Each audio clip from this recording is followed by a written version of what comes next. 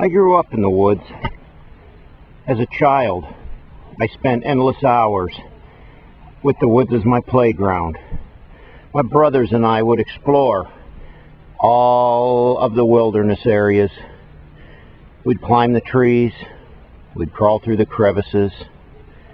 We knew all the spiders, all the snakes, all the insects, all the animals.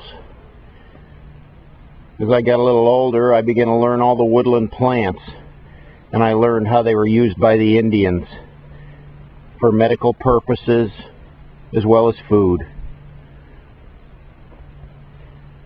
And then as I grew even older, I began to study the history of this area in northeast Ohio, and how the Indians lived here in these woods, and how the frontiersmen worked so hard to settle this country and make it the home of the free. This story, however, is about none of that. This story is one that is a favorite with my nephews around the campfire. This is a Sasquatch story, and it happened to me in the woods. Now, it was dark in the woods, but after dark you put on some night vision. When I was just a lad, one of the things that I would do for excitement would be to wait till after dark, and then I would dare myself to see how far back in the woods I could walk without panicking. Well, my first venture, I only made it to the edge of the woods and hightailed it back to the house.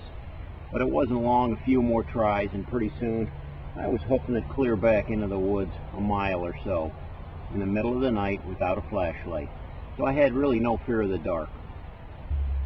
I was only a teenager at the time. My brothers and I had been camping out in the far end of our field.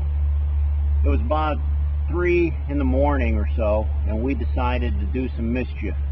And we headed out a few miles down the road to traumatize the kid that we disliked. About halfway there, we alerted the farmer's dog, big dog, and it came out after us. We tried to make it past the farm, but to no avail. It wasn't long before the farmer hit his floodlights, lit up the whole area, and we headed into the woods.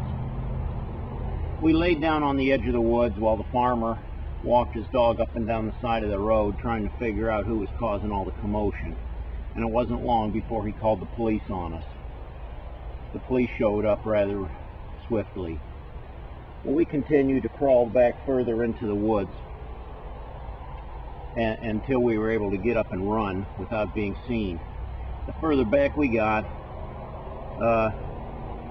the drone of the police radios and the strobes from the police floodlights and their flashing lights kind of dissipated in the distance, and we just continued further and further back, deeper and deeper. And as we hiked through the woods that night, my brothers and myself, we came out into a meadow area that was fairly overgrown.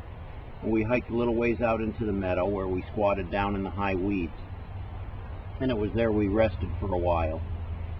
We could no longer hear any of the sounds from the police or the dog barking. We were very far back in at that point and considered ourselves fairly safe. It was about that time when we heard something coming through the woods.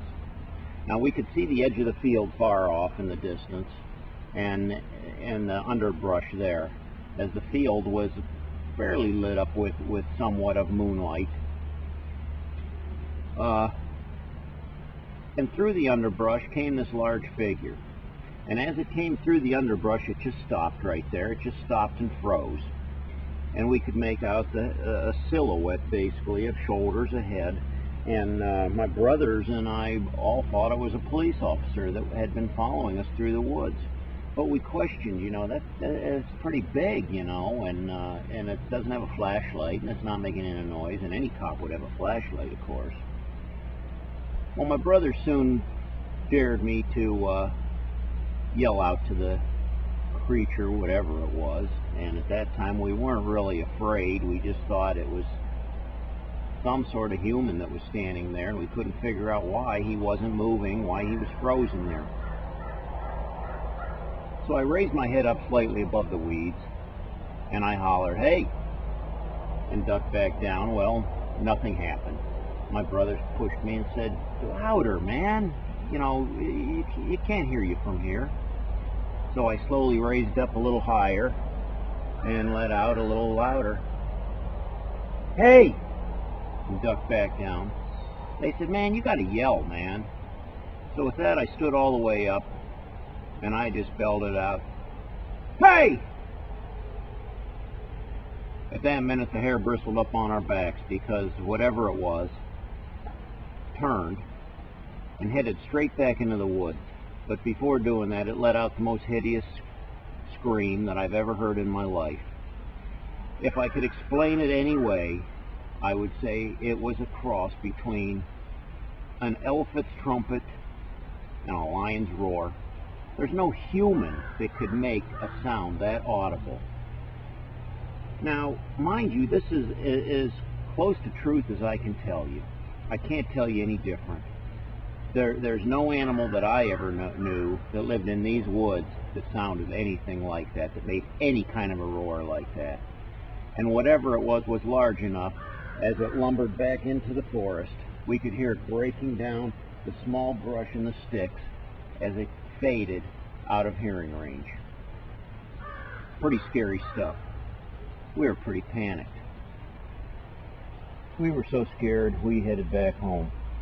We took the long way, ended up back out on the street, and to avoid the police, which we never saw again anyway, we followed the edge of the street as well as we could along through the woods until we made it back to our house. That was a pretty scary camp out. One that I'll never forget. Well, that's my Sasquatch story. I don't know. I tell you as straight up as I can, exactly the way it happened. I don't know that there will be anyone that will ever be able to prove Sasquatch, but does it exist or doesn't it? You tell me.